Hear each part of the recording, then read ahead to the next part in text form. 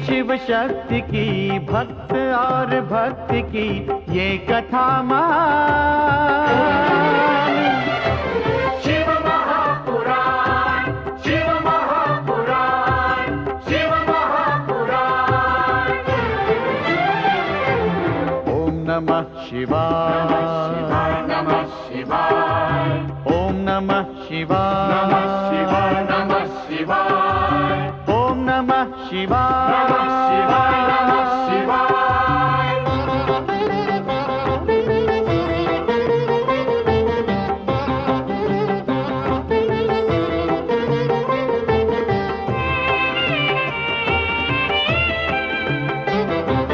आशुतोष नीलकंठ शंभु अविनाशी, गंगाधर महादेव जो है कैलाशी।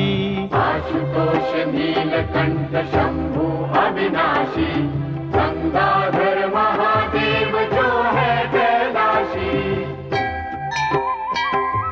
शिव का बस नाम ही भक्ति और ध्यान ही कर दे कल्याण। शिव महापुराण, शिव महापुराण, शिव महापुराण। ओम नमः शिवाय, नमः शिवाय, नमः शिवाय, ओम नमः शिवाय, नमः शिवाय, नमः शिवाय, ओम नमः शिवाय, नमः शिवाय, नमः शिवाय। शिव महापुराण, शिव महापुराण, शिव महापुराण, शिव महापुराण, शिव महापुराण।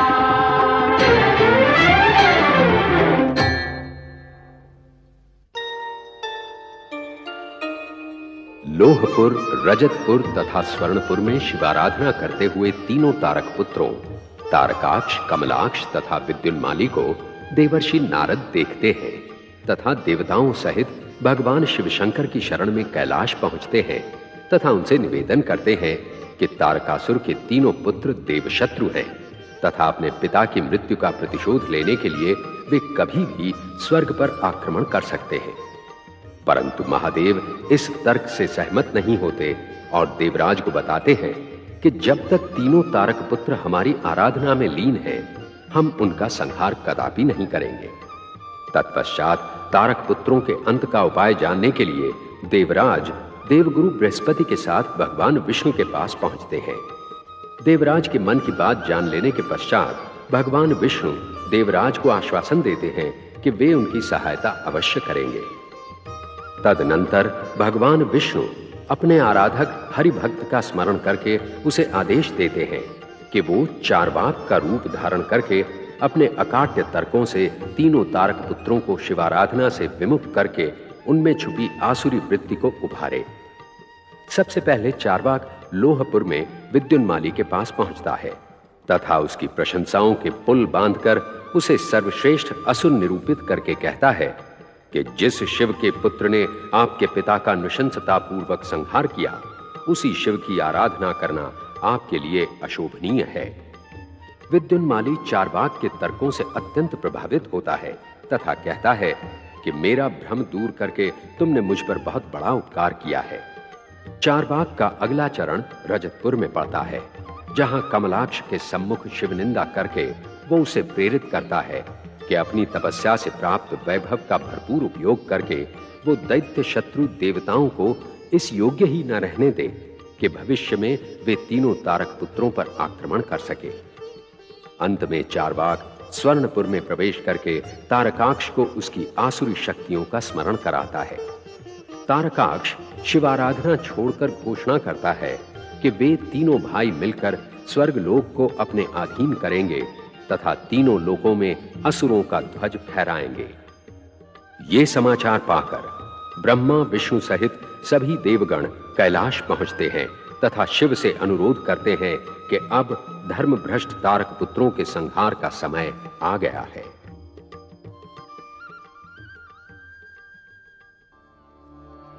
अभिजीत मुहूर्त प्रारंभ हुआ। चंद्रमा पुण्य नक्षत्र में प्रवेश करने को है। यही वो अवसर है जब मेरे वरदान के अनुसार तीनों पुर एक साथ जुड़ेंगे तथा तारक पुत्रों का संहार संभव होगा। हे विश्वेश्वर शिव शंकर प्रकट हो। हे विश्वेश्वर शिव शंकर प्रकट हो। हे विश्वेश्वर शिव शंकर प्रकट हो।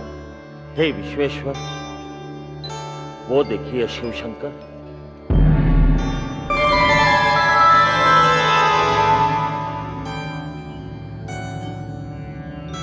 प्रकाशमान सूर्य चंद्र रथ चक्र के रूप में तथा चारों वेद श्वेत अश्वों के रूप में प्रकट हैं विश्वेश्वर शिव शंकर।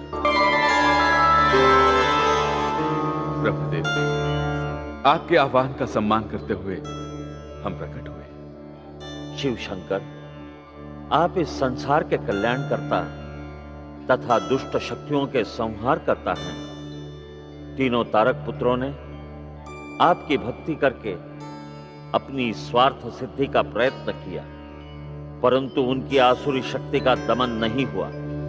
अब वे एक साथ मिलकर स्वर्ग पर आक्रमण करने के लिए प्रस्तुत हो चुके हैं। ये देखिए लोहपुर, ये है रजतपुर और ये स्वर्णपुर।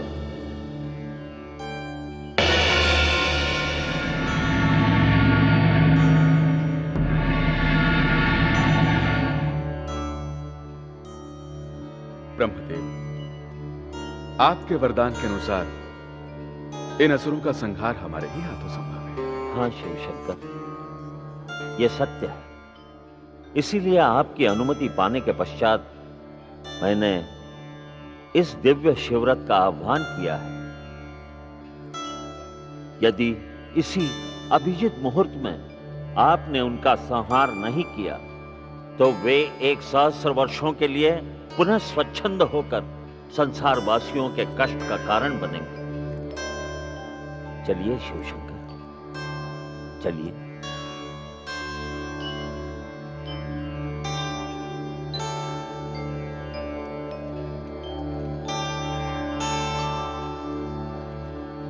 वो देखिए, तीनों पुर एक साथ जुड़ चुके हैं। अब पिनाक धनुष उठाकर अपने शक्तिबाण से त्रिपुरों का दहन तथा तीनों दुष्ट तारक पुत्रों का संहार कीजिए।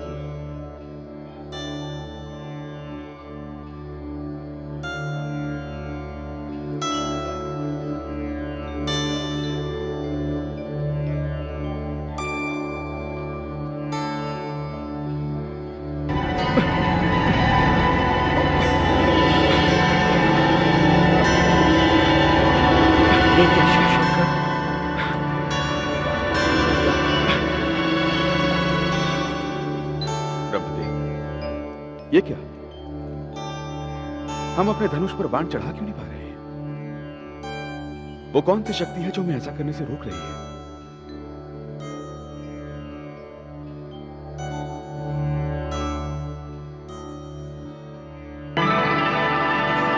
हम इसी समय घोषणा करते हैं कि गजानन गणेश को देवताओं में सर्वोच्च स्थान प्राप्त होगा।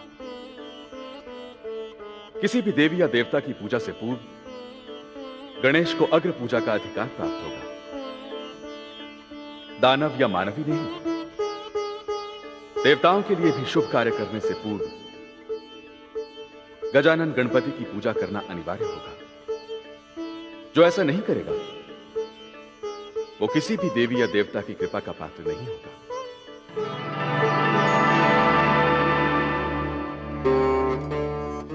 हाँ भोलेनाथ, आपने स्वयं गौरी नंदन गजानन को किसी भी शुभ कार्य से पहले अग्र पूजा का अधिकार प्रदान किया था।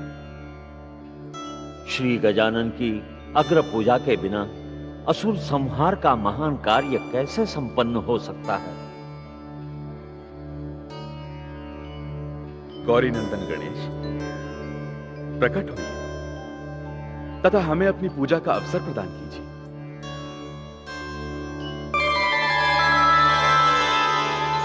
ओम नमः शिवाय।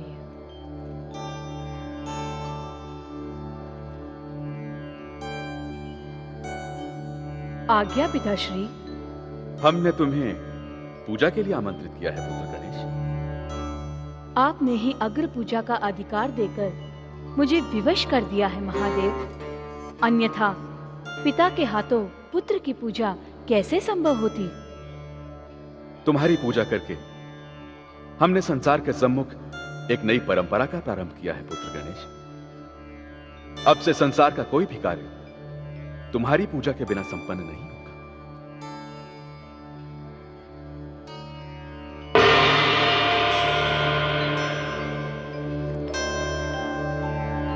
श्री गणेशाय नमः।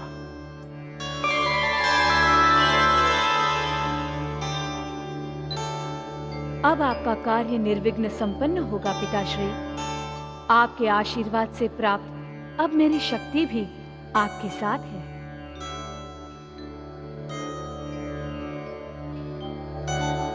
महादेव, देवताओं के कल्याणार्थ त्रिपुरवासी तारक पुत्रों के संहार हेतु स्वयं श्रीहरि आपके संहारक बाण पर आरूढ़ रहेंगे।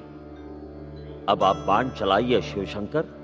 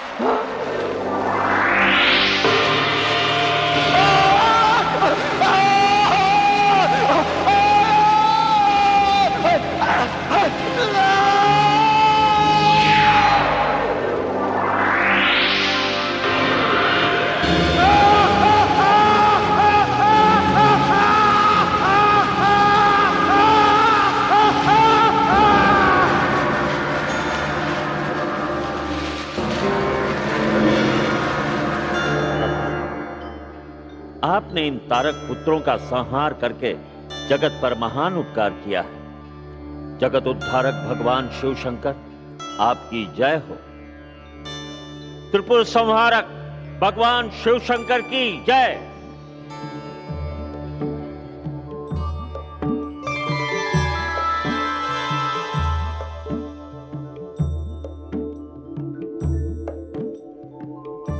त्रिपुर दहनकारी त्रिपुरारी भगवान शिव शंकर की जय।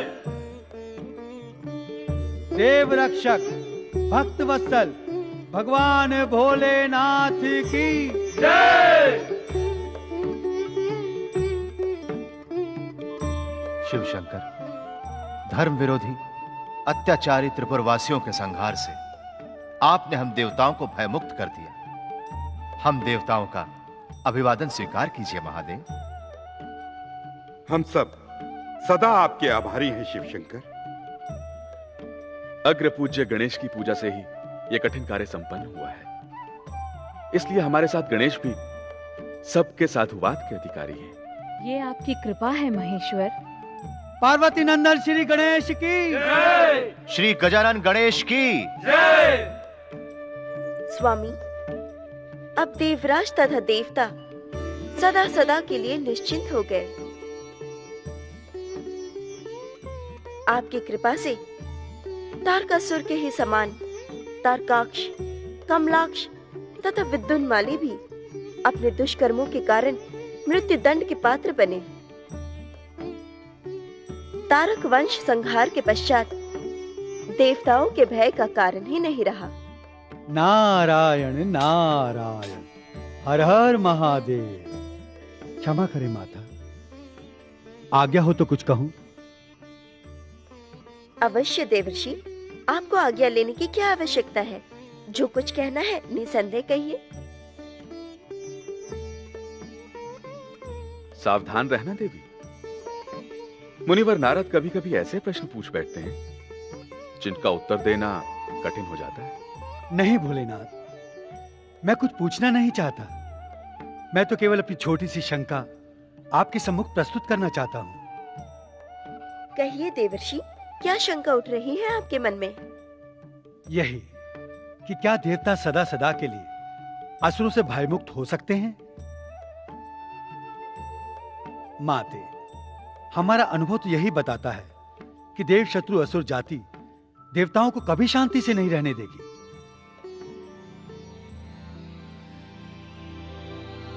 एक का अंत होता है तो दूसरा असुर देव शत्रु के रूप में प्रकट हो जाता है। फिर अपनी कठोर तपस्या के बल पर भगवान शिव शंकर से वरदान पाकर बलशाली हो जाता है। बलशाली होते ही उनकी पहली दृष्टि स्वर्ग पर पड़ती है और फिर हम देवताओं पर विपदा टूट पड़ती है। माते, मेरा यही प्रश्न है कि क्या आप भविष्य में असुर देवताओं को संकट में नहीं डालेंगे? उत्तर दो देवी। स्वामी, इस प्रश्न का उत्तर तो आप ही दे सकते हैं, मैं नहीं।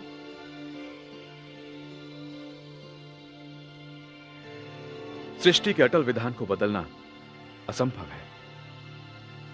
देवताओं के साथ साथ असुरों का अस्तित्व भी सदा बना रहेगा। अर्थात देव शत्रु असुर सदा ही देवताओं को भयभीत करते रहेंगे। आपको इनके उद्धार के लिए कष्ट करना ही पड़ेगा प्रभु। माते, मेरी शंका उचित है या नहीं? तारकासुर के वंश का तो अंत हो गया, किंतु बलशाली सिंदूरासुर, मोहासुर, क्रोधासुर जैसे असुरों ने जन्म ले लिया है। आप ही बताइए, क्या वे अपनी आसुरी वृत्ति भूल जाएंगे? क्या उनका अत्याचार देवताओं को संकट में नहीं डालेगा? आपकी शंका अनुचित नहीं है देवऋषि, किंतु देवताओं को भयभीत होने की आवश्यकता नहीं है। इस बात का मैं आप सबको विश्वास दिलाता हूँ। महादेव तथा महादेवी के आशीर्वाद से देवताओं को भयमुक्त करने के लिए तथा पितृ ऋण से उऋण होने के लिए अत्याचारी असुरों का दमन करने का उत्तरदायित्व अब मैं ग्रहण करता हूँ। इनका वध मैं करूंगा, ये मेरी प्रतिज्ञा है। धन्य हो श्री गणेश, धन्य हो माता पार्वती, धन्य हो शिव शंकर।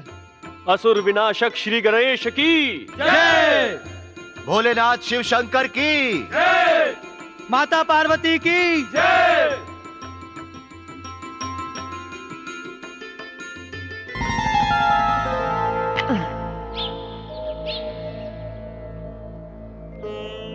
मल्ली, मल्ली,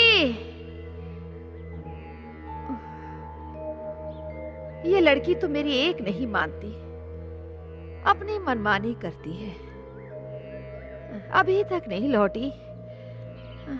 मल्ली, मल्ली, कहाँ है? लड़की को एक नहीं 100 बार समझाया, वन में सिंह बाघ घूमते रहते हैं, एक नहीं मानती। सेवंती मौसी, सेवंती मौसी, सेवंती मौसी। कौन है? सेवंती मौसी। रंगा, मुत्तू, बोलो, तुम सब इतने डरे हुए क्यों हो?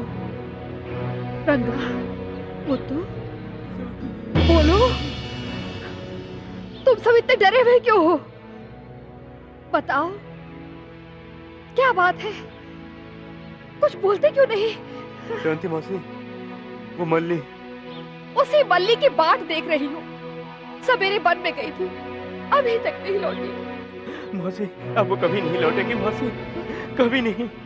क्यों? क्यों नहीं लौटेगी मेरी बेटी? मौसी, उसे नरभक्षी बाघ खा गया। क्या?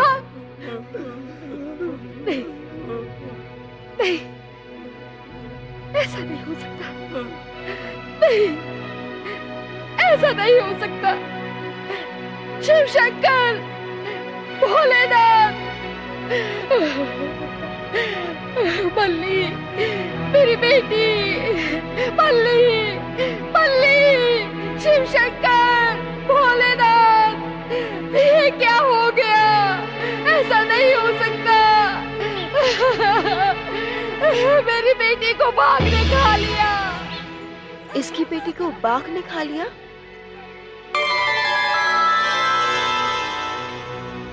भोलेनाथ शिव शंकर, भोलेनाथ शिव शंकर, मैंने आपका कौन सा अपराध किया है भगवान?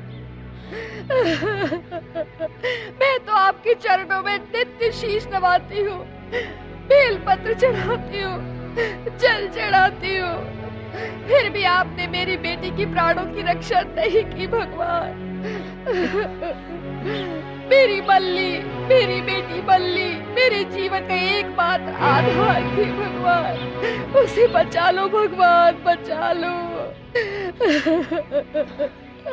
भोलेनाथ, जब वही नहीं रही तो मैं जीकर क्या करूंगी भोलेनाथ? मैं आपके चरणों में सिर पटक पटक कर प्राण दे दूंगी शिव शंकर। बल्ली, बल्ली, बल्ली, बल्ली, बल्ली। माँ, माँ,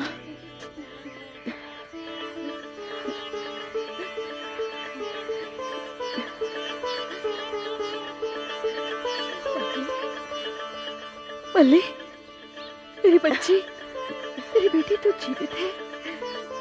बल्ली तो जीवित है। मैं मरी ही कब थी माँ? फिर रंगा और मुत्तू चेतू ने क्यों कहा कि तुझे बाघ ने खा लिया है? वो तो उन्होंने यूं ही तुम्हें चिढ़ाने के लिए कह दिया होगा। मुझे क्या बावली समझते हैं दुष्ट? ऐसे ही चिढ़ाकर किसी दिन मेरे प्राण ले लेंगे। अरे माँ, ऐसे लोगों की बातें एक कान से सुनकर दूसरे कान से निकाल देनी चाहिए। बल्ली, तू सवेरे वन में गई थी और अब लौटी है? मैं वन में भटक गई थी माँ, जैसे तैसे करके अब पहुँच पाई हूँ। तू बहुत हठी हो गई है। तुझे सुधारने के लिए कोई ना कोई उपाय करना ही होगा। माँ, उपाय मैं बताऊं? मेरे हाथ पांव बांध दे। हाथ में तो नहीं, पाँव में बंधन डालना ही होगा। मैं समझी नहीं माँ। शीघ्र ही समझाने का प्रबंध करूंगी। अच्छा ये बता, तुझे भूख वूख लगी है? तू बातों से ही मेरा पेट भर देती है, भूख की तो बात ही कहाँ है। बातों से ही पेट भर गया। चल चल घर चल। हाँ माँ, चल।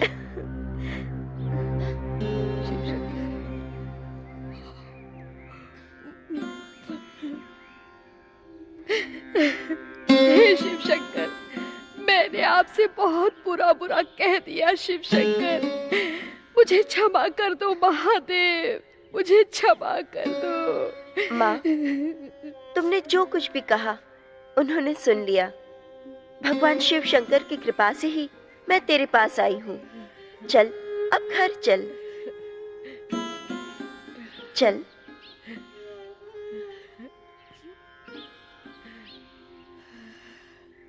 जय हो। चल।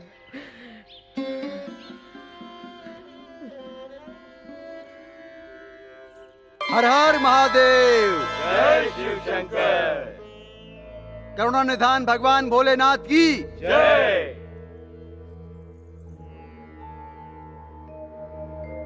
क्या बात है नंदीश्वर, आज तुम सबके मुख पर चिंता की रेखाएं दिखाई दे रही है। माता पार्वती के लिए हम सब चिंतित हैं भगवान भोलेनाथ। कहां है देवी पार्वती? भगवान, हम स्वयं चकित हैं कि माता पार्वती अचानक कहां अदृश्य हो गईं।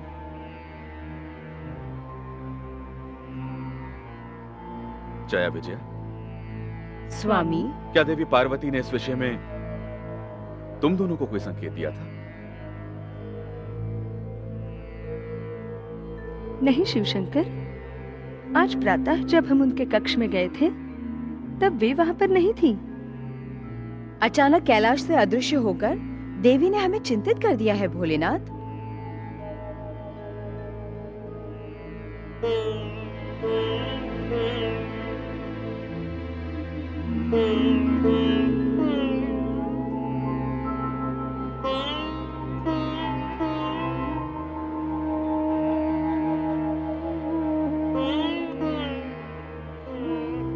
विजया, चिंता की कोई बात नहीं है।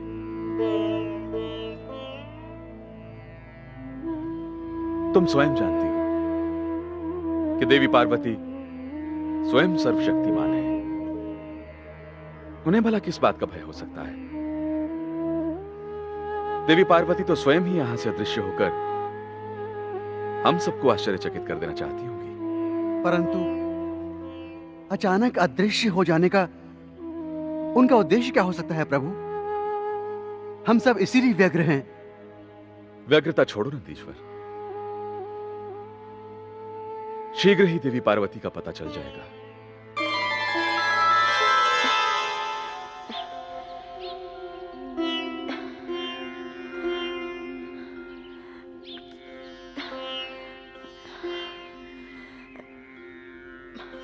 मल्ली,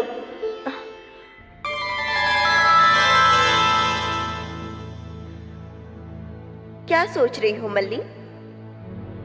सोच रही हूँ आई थी अपने पुत्र से मिलने, पर ये कैसी विडंबना है, मुझे ये रूप धारण करना पड़ा। मैं इन भोले भाले आदिवासियों के रहन सहन से नितांत अपरिचित हूँ। कैसे निभा पाऊंगी मैं इस खेल को? सेवंती ने तुम्हें अपनी बेटी के रूप में स्वीकार कर लिया है। ये समाज भी तुम्हें इसी रूप में अपना लेगा। कुछ समय के लिए भूल जाओ कि तुम पार्वती हो। कैसे भूल जाऊं? स्वामी को बिना बताए मैं यहाँ आ गई हूँ। हर क्षण मेरे मन में यही दुविधा रहती है कि स्वामी क्या सोच रहे होंगे।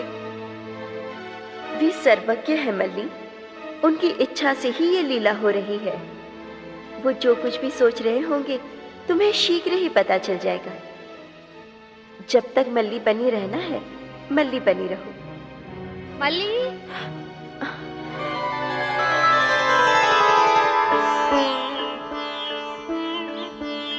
अरे मल्ली, क्या सोच रही है? क्या जगदली के मेले में नहीं जाना है? मेला? इस तरह क्या पूछ रही है? महीनों से इस मेले की रट लगा रखी थी तूने। अब मेले का दिन आया तो भूल गई? हाँ हाँ, याद आया, मेले में जाना है। तुम भी चलोगी ना मेरे साथ? मैं जब से तेरा बाप मरा है मैं कहीं गई हूँ मेले में तेरे साथ? अच्छा, पलानी, पंखारी, वेणु सब तेरी सखियां जा रही होंगी ना साथ में? सखियां? अरे सखियां ने तो क्या अकेली जाएगी मेले में? मल्ली, मल्ली, मल्ली, चलो ना मेले में। आ भी गई। जाओ बेटी जाओ, देखो कोई नटखट पर मत करना मेले में। जाओ, और सुनो, तुम सब जल्दी लौट आना शाम तक। हाँ माँ, हाँ।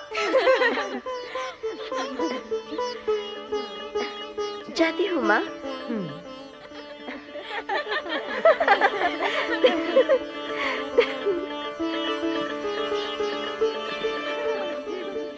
आज हुआ क्या है मल्ली को?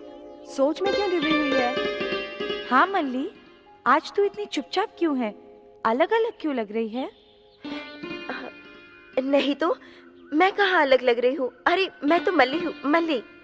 तू कुछ भी कह, आज तू मल्ली नहीं लग रही है। क्यों, क्या बात है?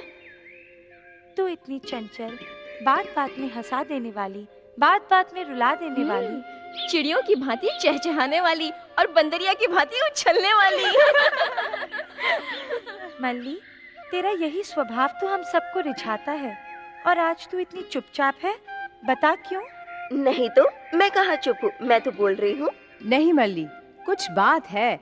आज तो किसी सोच में डूबी हुई है। लगता है कहीं मन अटक गया है। क्यों री, कोई मिल गया है क्या? हाँ हाँ, मुझे कोई मिल गया है। अच्छा तो ये बात है। परंतु देवी पार्वती को भीलनी का रूप को धारण करना पड़ा।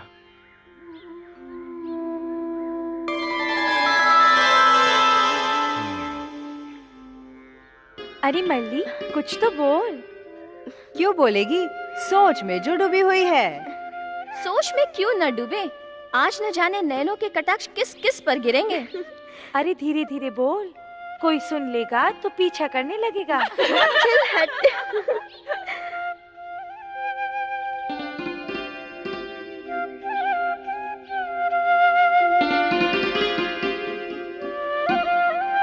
पर ये देवी को भीलनी का रूप धारण करने की आवश्यकता क्यों पड़ी?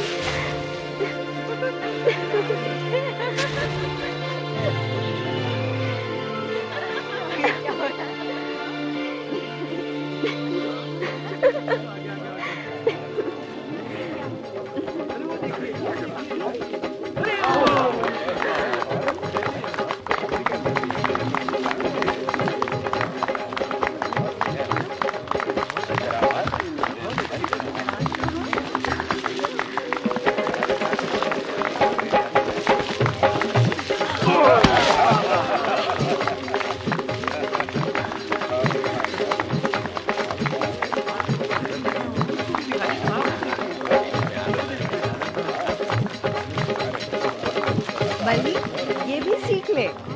चल हट।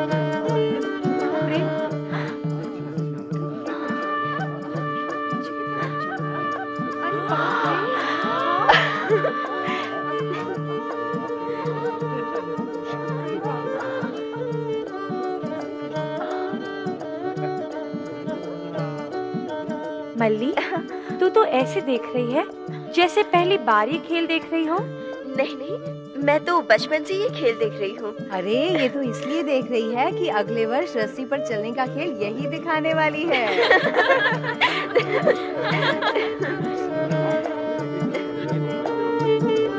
चलो चलो मल्ल युद्ध देखते हैं। मंगू को अखाड़े में कोई चुनौती देता है कि नहीं? इस वर्ष बिना लड़े ही उसे विजय मिल जाएगी। कौन लड़ेगा उससे? सोचता हूँ आज मैं उसे अखाड़े में चुनौती दे ही दूं। ये मंगू पहलवान से लड़ेगा। चलो रे चलो। चलो देखते हैं।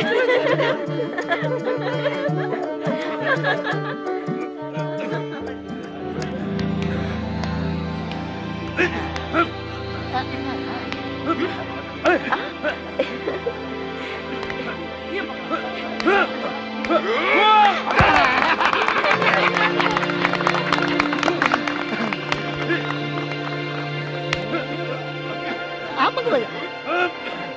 हाँ।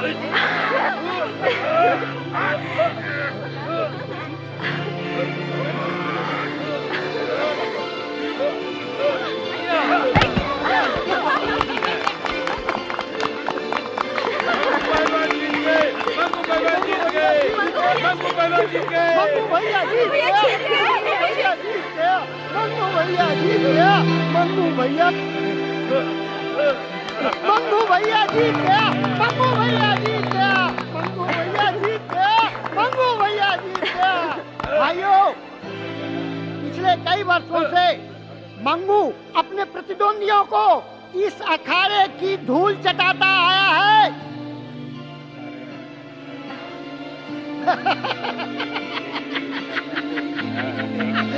इस वर्ष भी विजयश्री मंगू को प्राप्त हुई है। यदि कोई साहसी भी मंगू से हाथ मिलाने का इच्छुक है तो इस अखाड़े में उतरे।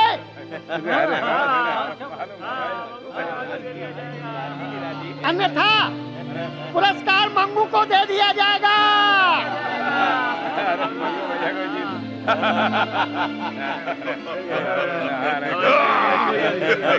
है कोई भी जो मंगू पहलवान से हाथ मिला सके? है क्यों नहीं? है।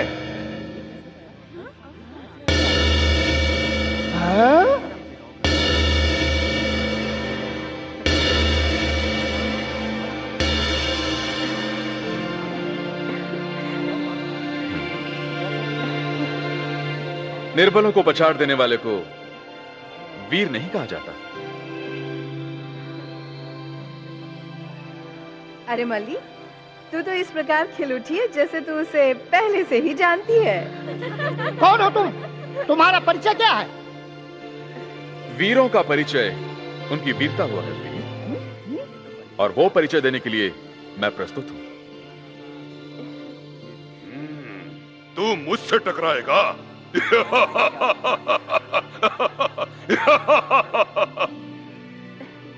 कहीं ऐसा ना हो कि तू पृथ्वीलोक से सीधा यमलोक पहुंच जाए। मुझे पृथ्वी से हटाने वाला आज तक जन्मा ही नहीं। मंगू भैया, देखा इसकी हैकड़ी? लगता है इसने आपका नाम कभी नहीं सुना। बेचारा गांव में पहली बार आया। पहली बार नहीं, अंतिम बार गांव में आया है, और लगता है गांव से लौटना नहीं चाहता। देखा भाइयों आपने, ये पहलवान अपने शरीर का बल ना दिखाकर बातों में बल दिखा रहा है, तथा आप सबका समय व्यर्थ ही नष्ट कर रहा है। देखा आपने?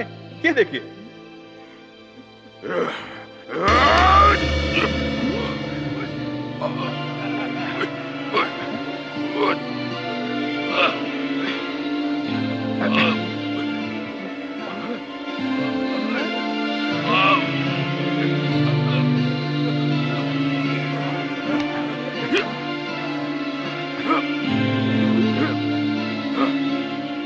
आजा।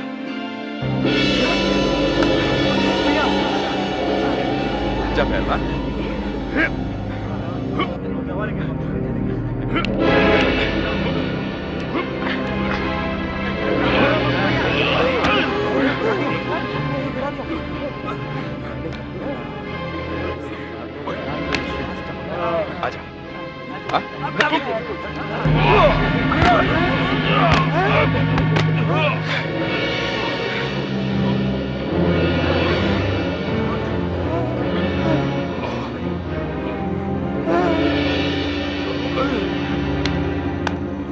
इसे कहते हैं धोबी पछाड़ पहलवान।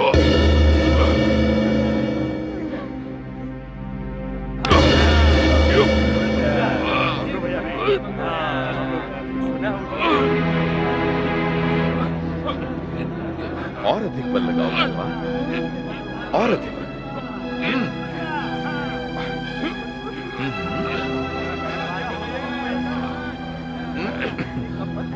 साधारण पहलवान नहीं दिख रहा है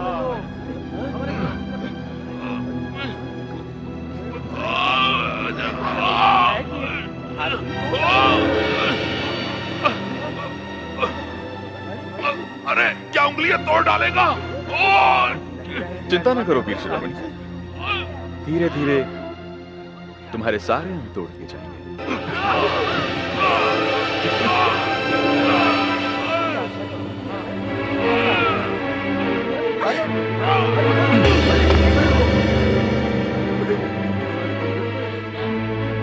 उठ उठ उठ।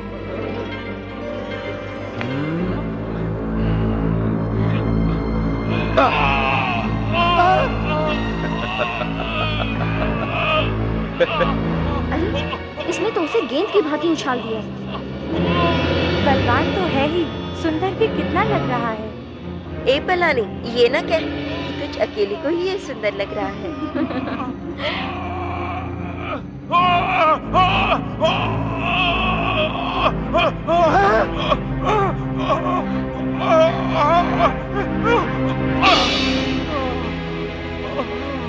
अरे मंगू भैया तो धराशायी हो गए। अब ये कहीं स्वयं यमलोक ना पहुंच जाए।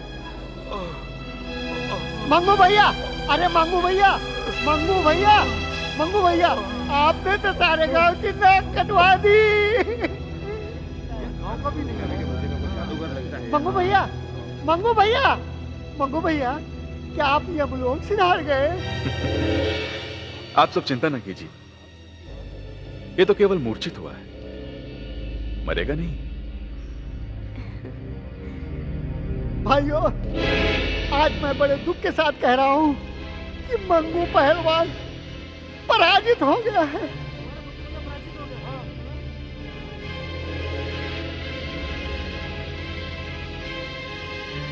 भाइयों, मंगू पहलवान पराजित हुए। विजयी वीर, तुम पुरस्कार के भागी हो। विजयी वीर की, विजयी वीर की, विजयी वीर की, विजयी वीर की, विजयी वीर की, विजयी वीर की।